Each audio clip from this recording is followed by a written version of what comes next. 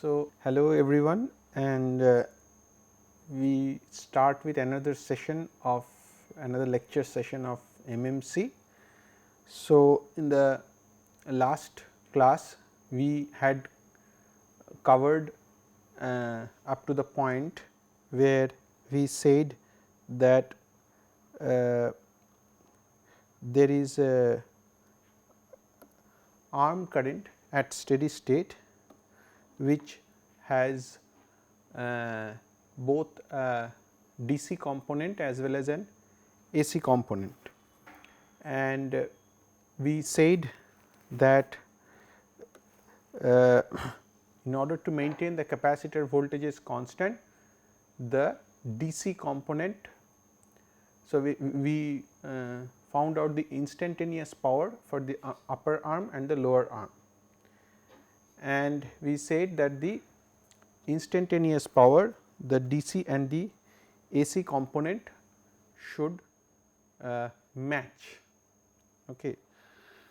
Now, when we had expanded as it is now shown in this expression of upper arm instantaneous power, we found out that there was some second harmonic component.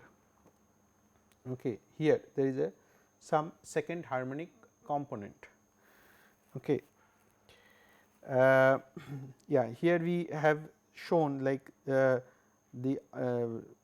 DC component of the average component of the arm power should be equal to 0, and that gave us this I circulating, the expression of the DC component of the circulating current here. And we also noted that the AC and DC side current can also be obtained from that expression 3/4 m I m cos phi, that is the total DC current. Okay. So, we had come up to that point, but in the last class we also said that there is an AC component of the power expression, and this AC component, for example, for the lower arm is like this. This is the AC component of the lower arm power, and similarly there will be an AC component of the upper arm instantaneous power.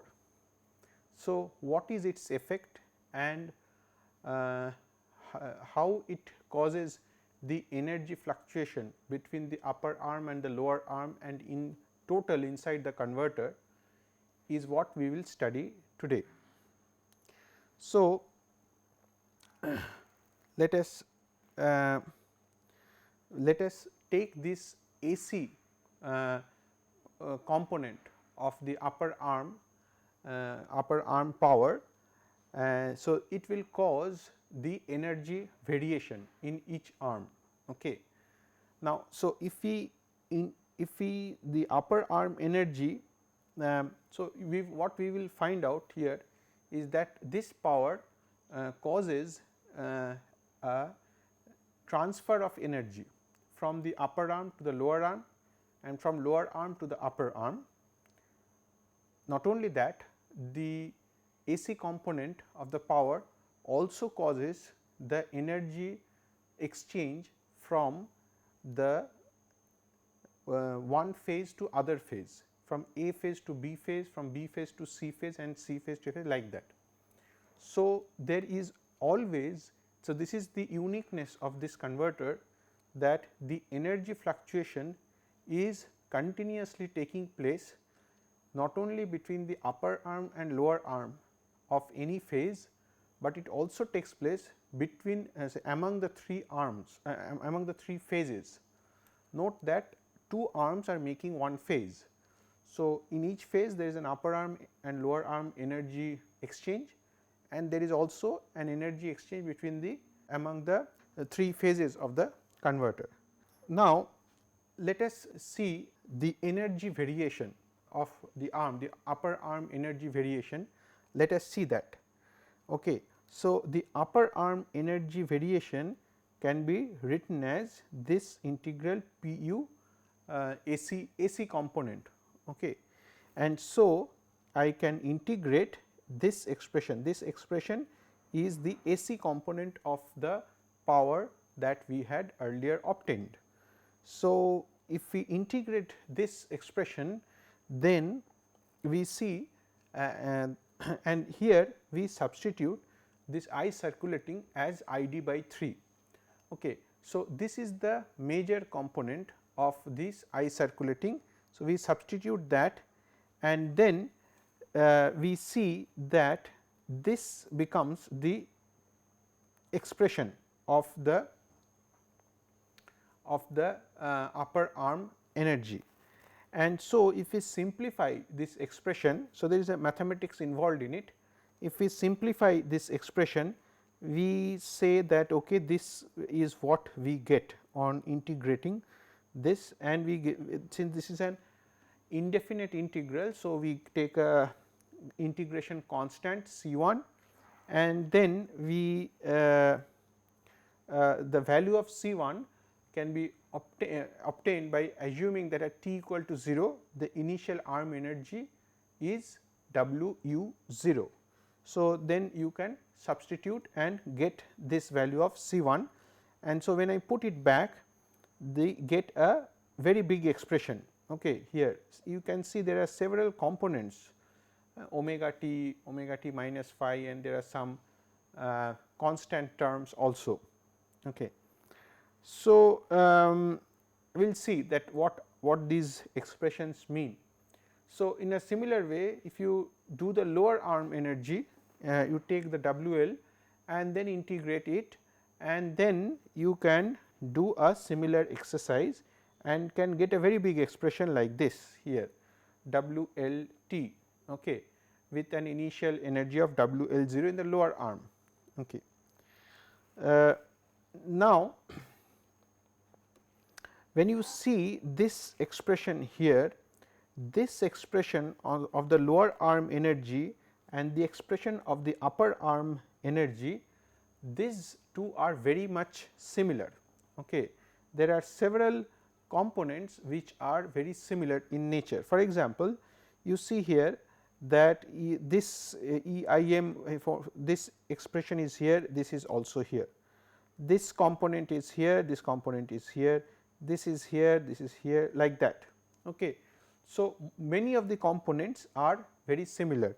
So, this shows that the converter is very much symmetric in nature. Okay. The upper arm and the lower arm are very much in symmetry. However, there is one point to be noted that and that is the when we started this derivation, we had said that this was the circuit diagram with which we started our derivation. Okay. Now, if you note here that the direction of current and the polarity of the voltage here, which we have assumed, this is so for the upper arm actually the current is flowing into the plus terminal. So, you may assume that the upper arm is absorbing energy. Okay. So, the current is flowing into the plus terminal, while for the lower arm the KVL, that is how we have written in this. In the lower arm the current is going out of the plus terminal, indicating that the lower arm is actually supplying energy. Okay. So, if we have to kind of like we have to come to the same convention, we can assume that the lower arm is if we say the lower arm is if the convention with the convention that the lower arm is also absorbing energy. If we take that as the convention, then actually we have to see this WL as minus of what we had obtained here. So, this value was obtained, this value here was obtained by assuming that the circuit is like this, the circuit is like this, where the lower arm was delivering the energy. However, in order to be consistent with the upper arm, we are actually now writing that W L as minus of the previous expression, and so once we write this one, we get the actual W L. This is the lower arm energy, the energy expression for the lower arm, assuming it is absorbing the energy. So, if we therefore, the upper and lower arm energies, we will write it like this way. So, these are the two expressions here, the upper arm and the lower arm, both are having the same consistent energy expressions. Now, if we see this big expression here, okay, so we see that there are some constant terms. So, here we have the constant terms here, this is the constant term here, and we have some fundamental frequency components and some second harmonic component. Okay. Here in the lower arm also we have some constant term here, we have some fundamental frequency component here, and we have some second harmonic component here. Now, if you add the upper arm energy and the lower arm energy, that is if you add W u and W L, then something interesting happens. So, what happens if you add these two? Okay, when you add these two, the fundamental component vanishes. Okay. So, you can see here these are the two fundamental components which I have written here. So, the energy expression have some constant term, some fundamental term, and some second harmonic component. When you add the upper arm and the lower arm energy, then the fundamental component vanishes. Okay. So, what does it mean? It means that this energy exchange which takes place at the fundamental frequency, it is continuously taking place between the upper arm and the lower arm in each phase. However, it does not go out of the arms. Okay. So, the fundamental, so as I told you that, so as we see here in this expression, that there are several terms, I mean some energy exchange is taking place at fundamental frequency, some energy exchange is taking place at twice the fundamental frequency. What happens with the fundamental frequency? We see that the upper arm and lower arm, they are exchanging the energy at the fundamental frequency, it does not go out of the arms. Okay. Now, so if you add the upper arm and lower arm energies, W t is W u plus W L. So, this W t, if you see this expression here, okay, so if I assume W u 0 equal to W L 0, that is the initial arm energies are same, then when we add these two terms, that is we add this and this W u plus W L here, if we add this one, then we see this expression coming up here, okay, the total arm energy, but this total arm energy has a DC component and a second harmonic component. Okay, that is what we have written, W 0 and delta W. Okay. Now, what is that? What does this indicate? It indicates that now the sum of two arm energies is nothing but the phase energy. Okay. So, this means that when you add W u and W t L, that is W, this is the W phase energy. The phase energy there is a constant term. So, what does this constant term indicate? It indicates the energy stored in the capacitors. Okay. This is the energy stored in the capacitors, this constant term here. Okay. Now, what about the second harmonic term? Now, the second harmonic term indicates that there is a second harmonic term for each phase. So, phase A has a second harmonic term, phase B has a second harmonic term, and phase C has also a second harmonic term. But what is interesting to observe is that this second harmonic component if you add for the 3 phases. So, this is for say phase A. Okay. So, you mean in a similar way you will have a second harmonic term in the phase energy expression of phase B, and you will have a second harmonic component term in the phase energy expression of phase C. The sum of these second harmonic components again comes out to be 0. So, what it shows? It shows that there is a second harmonic, there is an energy exchange taking place at the second harmonic frequency, but that is taking place between the phases. Okay. Between the phases, and since their sum is equal to 0, it neither goes into the AC side nor it goes into the DC side, right. So, this is something very interesting. So, in this converter, if you see from the energy point of view, so that the upper arm and lower arm, they are exchanging energy at the fundamental frequency. The phases are exchanging energies at the second harmonic frequency, but the sum of this second harmonic is 0. So, which means that the AC side and the DC side will not have any of these second harmonic components, right. So, this second harmonic is the source of the second harmonic current which flows through the capacitors, okay. So, which flows through the arms. So, this second harmonic exchange will get will be reflected in the second harmonic component of current.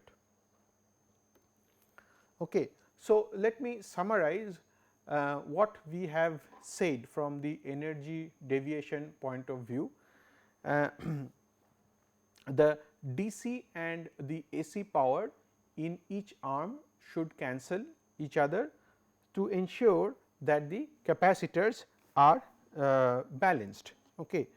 So, that is the first thing that we have already said. Then the second point which we said was that each arm energy deviation consists of 2 components, one fundamental frequency component and a second harmonic component. The fundamental frequency component causes the energy exchange between the upper arm and lower arm of the same leg or the same phase. So, the fundamental energy fundamental frequency component in the energy, they are between the same leg, but the second harmonic component causes the energy exchange between phases. So, okay, it does not flow into the DC side or the AC side. So, we see that to some extent this converter is a little bit unique in the in a sense that this kind of an energy exchange normally is not present in other types of converters. And so, why is this taking place? Because you see there are 6 energy sources here, 6 arms, 6 voltage sources, and therefore 6 energy sources, and they are interacting with each other, and that makes it very unique, okay, and very interesting to analyze the converter operation. So, there is an energy exchange taking place between fundamental at the fundamental frequency, at the second harmonic frequency, as well as we have to ensure the capacitors are balanced. So, the DC and AC powers must be balanced with each other. So, all this makes it a very interesting converter to study and analyze. Okay. So, the energy exchange part is what I will stop at this point, and there are several research papers where you can go in depth and can go further and study the energy exchange that takes place.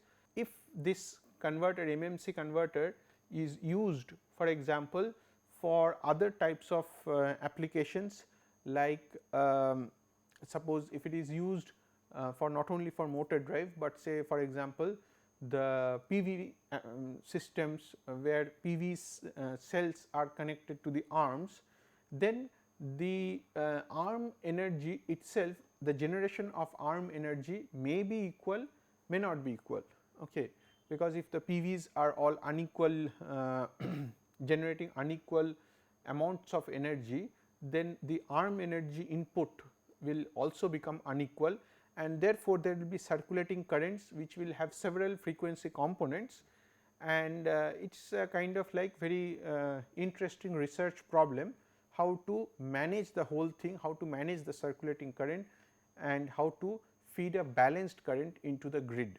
Okay. So, those are very interesting research problems, and people are also working on it. Now, we will go into the bypass operation of the MMC next. This will be a short kind of a short description, because we have already covered most of it in the cascaded edge bridge while we were discussing the cascaded edge bridge converter. The idea here is also very much similar, but anyway I will just repeat here once more. So, just to to make it like this section to be independent of that section. So, in the each cell in MMC is fitted with a bypass switch. Okay. So, generally the bypass switch consists of two stages of switches. One is a electronic switch, and this is the electronic switch or the triac or back to back thyristors, and there is also a mechanical switch. Okay. So, what is the function of this switch? Because if we see that there is some severe fault in the cell, we can bypass the cell by using this bypass switch here. Okay. So, if a fault is detected inside the cell, then the electronic switch first operates like a triac here, it operates within tens of microseconds, it is a very fast switch. So, immediately it transfers the current from the cell into the triac. Okay. So, that is the first thing that is done, and subsequently the slower bypass switch, the mechanical switch is operated, and the mechanical switch typically operate within 100 millisecond, say between 60 to 80 or maybe 80 to 100 millisecond, the mechanical switch is operated, and then the mechanical switch fully bypasses this switch, because the mechanical switch at the on state is nothing but a piece of copper and has a very less resistance. So, the current will be completely bypassed through the mechanical switch. So, once this is done, this is somewhat done in the local controller. Remember that MMC cells, all these cells have a local controller. Okay. The local controller, so it has a main controller which controls all the cells, but for each cell there is a local controller which is usually at the same point. I mean, so the cell has an enclosure, and inside the enclosure also sits this local controller. So, this local controller has some intelligence in it, in a sense that it can see that okay, something very drastic is happening. Okay, suppose there is a dead short circuit on the IGBTs, and then it can the gate driver board can see the collector emitter voltage VCE sat, the saturation voltage of the collector and emitter, and it can take a decision, okay, there is a short circuit happening. So, let us shut off the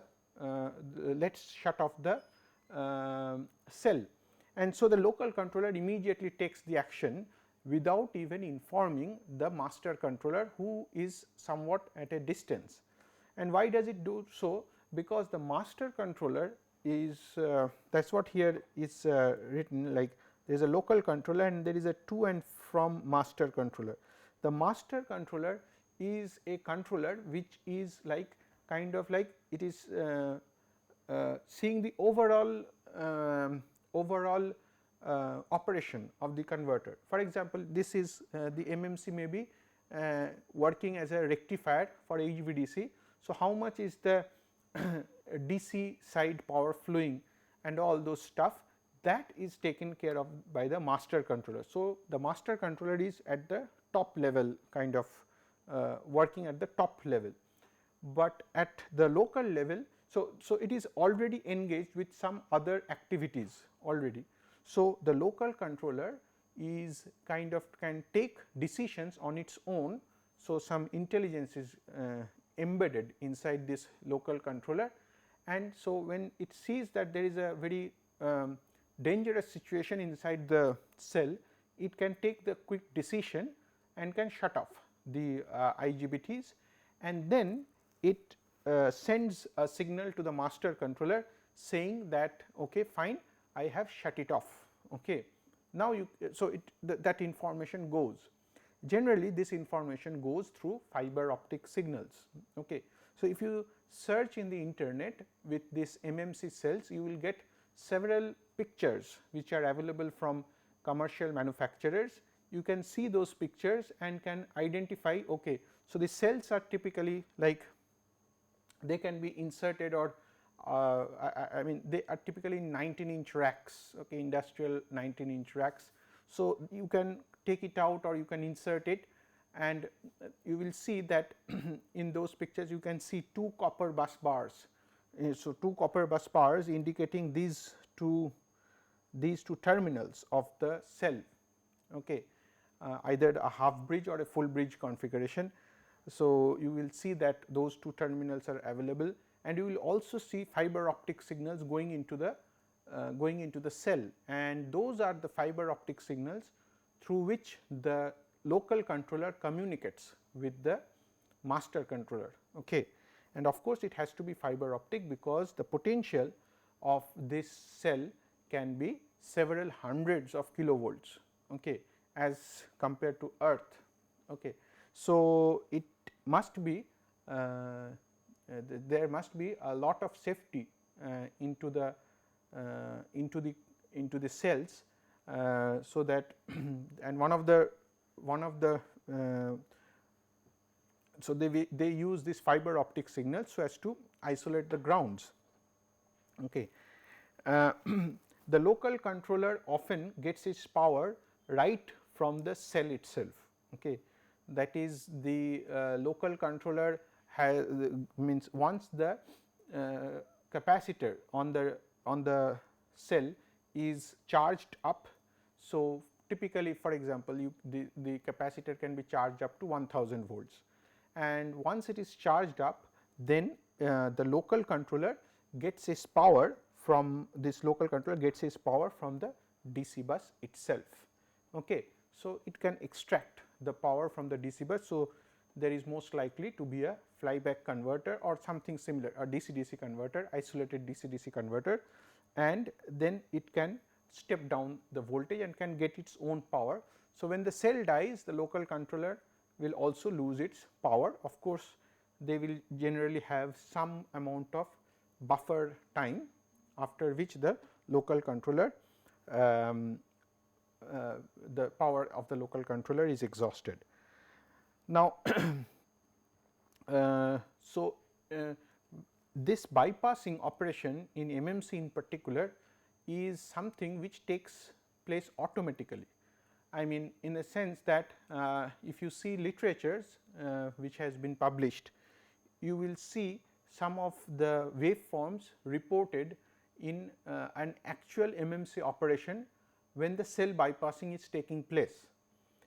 And there you will see that the voltage, there is practically very insignificant effect on the voltage produced.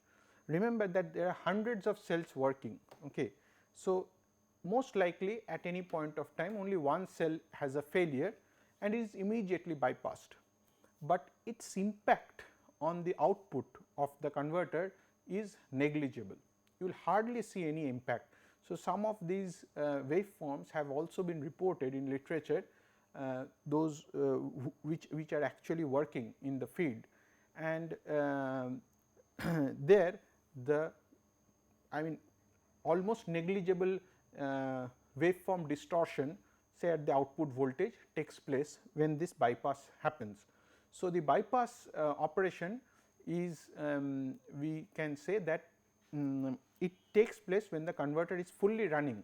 Okay. It says that there is a fault and it bypasses without shutting down the whole converter. So, it is hot bypass, we can say, and yeah, it continues to operate. Now, yeah. Now, when the bypass is done, we also make sure that we can shut down the IGBTs. Okay.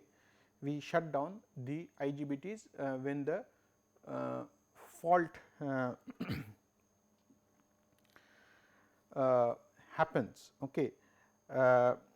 So, this sentence here it is not related directly to bypass here, but we will explore this sentence that IGBTs are shut down, diodes can continue to conduct.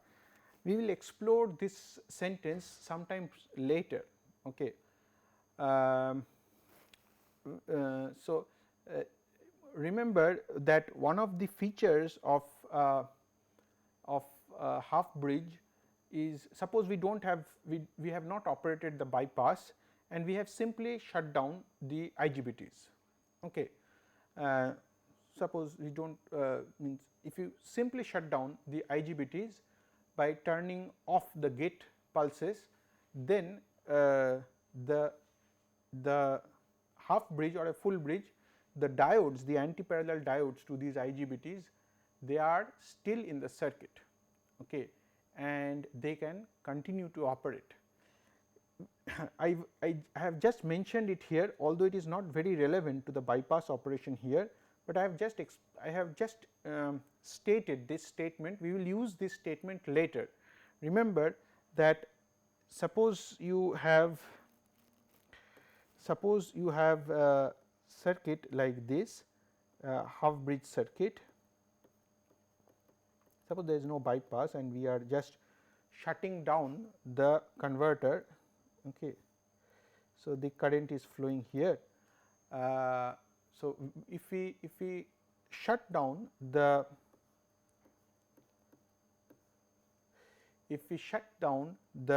IGBTs, then remember that we are removing this and this from the circuit, but